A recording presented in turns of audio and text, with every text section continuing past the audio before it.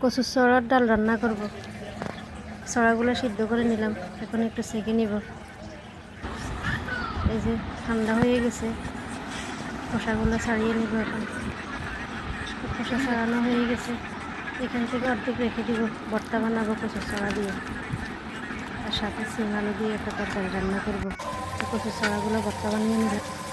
এখন একটু পানি ঢেলে এগুলোকে একটু তরল করে নিব, পাতলা করে নিয়ে এদিকে ভাত বসিয়ে দিলাম। এখন ডাল রান্না বসিয়ে দিব।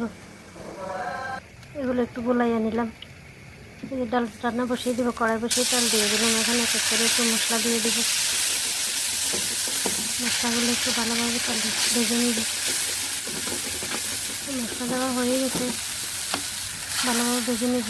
দিয়ে দিলাম পানি, পানি দিয়ে মাছ দিয়ে দিলাম। মাছ দিয়ে ডালটা রান্না করব।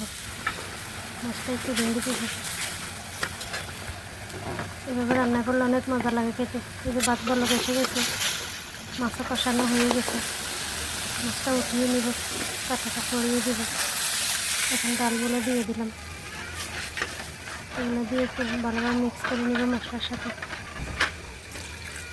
এখন মাছটা একটু ফুটে নিব, কাঁটাটা বাহির করে নিব। মাছটা দিয়ে দিলাম, ভালোভাবে জাল করব বেশ কিছুক্ষণ। বেশ খানিকটাই পানি দিলাম, দিয়ে দিলাম কয়েকটা কাঁচামরিচ। এখন বেশ কিছুক্ষণ জাল করব।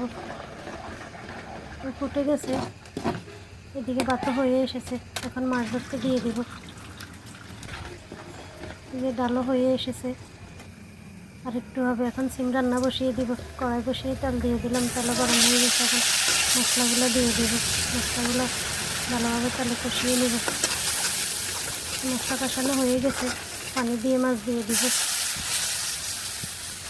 মাছটা দিয়ে ভালোভাবে মিক্স করে নিলাম মশলার সাথে। এখন ভালো কিছুক্ষণ কষিয়ে নেব। এদিকে ছড়ার ডালও রান্না হয়ে গেছে, দিয়ে দিলাম ধনিয়া পাতা। ধনিয়া পাতা দিয়ে একটু জাল করে নামিয়ে নেব। অনেক সুন্দর হয়েছে। এভাবে রান্না করলে খেতে অনেক মজা লাগে। কড়াই বসিয়ে দিলাম, কয়েকটা জিরা ভেজে নিব। জিরাগুলো ভেঙে নিব। এই জিরা ভাজে নিলাম, এখন জিরাগুলো ভেঙে নিব। এদিকে মাছও কষানো হয়ে গেছে, সিমগুলো দিয়ে দিব। সিম দিয়ে একটু ভালোভাবে মিক্স করে নেব। মিক্স করে বেশ কিছুক্ষণ জাল করব। এখন কষানো হতে থাকে। এদিকে বাগারের জন্য কড়াই বসিয়ে রসুন দিয়ে দিলাম। রসুনগুলো ভেজে নিব। এদিকে জিরাগুলো ভেঙে নিব।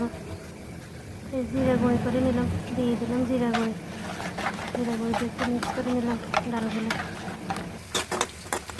এদিকে রসুনটাও ভেজে নিলাম। রসুন ভাজা হয়ে গেছে, দিয়ে দিলাম। অনেক ভালোই লাগে খেতে এইভাবে রসুনের বাগার দিলে।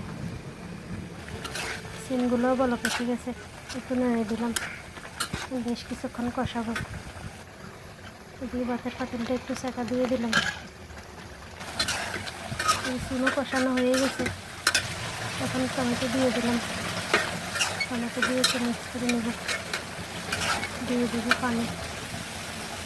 এখন দিয়ে দিলাম একটু জিরা ধনিয়ার গুঁড়ো। পানি দিয়ে একটু মিক্স করে নিই।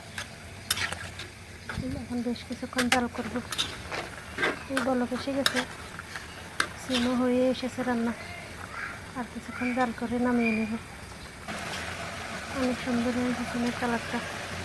সিম হয়ে গেছে, দিয়ে দিলাম ধনিয়া পাতা। ধনিয়া পাতা দিয়ে একটু জাল করব। সিম রান্না রেডি, নামিয়ে নেব। এখন নামিয়ে নিলাম। রান্না বান্না হয়ে গেছে, তরকারি রান্না তো রেডি। এখন ভর্তা বানিয়ে নেব।